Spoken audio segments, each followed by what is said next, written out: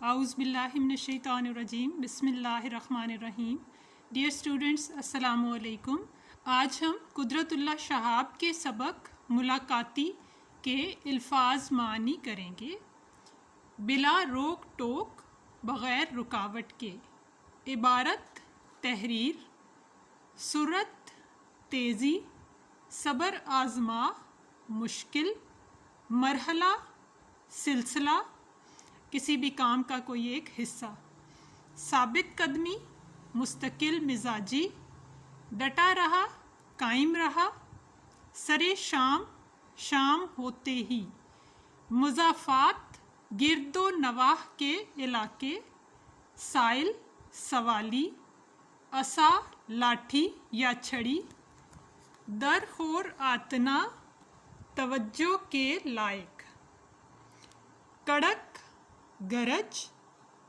شاذ و نادر، کم ہی، کبھی کبھی. دور افتادہ، بہت دور. چلم، تمباکو کا برتن، ایسا برتن جس میں تمباکو جلایا جاتا ہے، یا حقہ.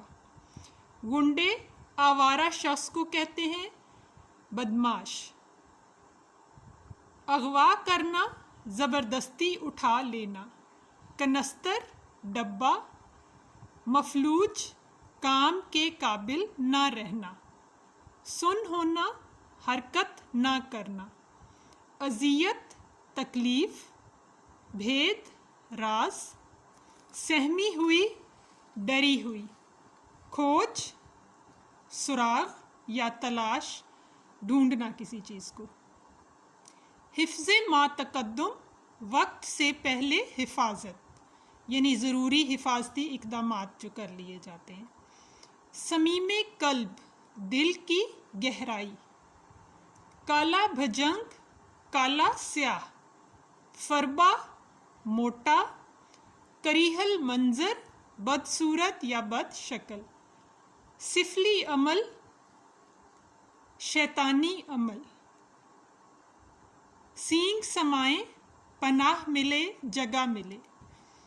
رسید کرنا، لگانا، مارنا. روحانسا، رونے والی شکل. گلوگیر آواز، رونے والی آواز. منطق، دلیل. وبا، پھیلنے والی بیماری جو ایک سے دوسرے کو لگ سکتی ہے. مکا کرنا، آپس میں طے کر لینا. یہ تھے سبق ملاقاتی کے الفاظ معنی. اب ہم سبق ملاقاتی کا خلاصہ کریں گے. جی، خلاصہ ہے. سبق ملاقاتی قدرت اللہ شہاب کی خود نوشت شہاب نامہ سے لیا گیا اقتباس ہے، جس میں انہوں نے ضلع جھنگ میں بطور ڈپٹی کمشنر تعیناتی کے تجربات بیان کیے ہیں. کہتے ہیں کہ انہوں نے لوگوں سے ملاقات کے لیے سوموار اور جمعرات کا دن متعین کیا اور بے مقصد یا سفارشی حضرات کو ملنے سے روک دیا. ان مقررہ دنوں میں کلرک آنے والوں کی فہرست بناتے اور ملاقات کرواتے. ایک دن کے ملاقاتیوں کی تعداد 15-20 سے 300-400 لوگوں تک پہنچ گئی. مصنف سائل کی شکایت رجسٹر میں درج کرتا.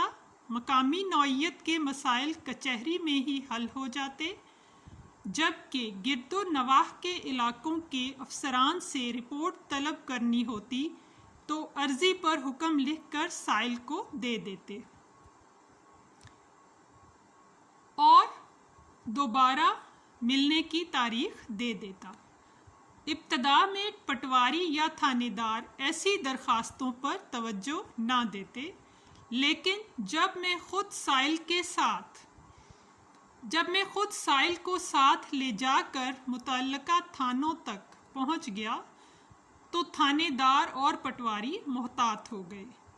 ایک روز ایک بزرگ نے مجھے تبلیغی انداز میں انصاف کی نصیحت کی.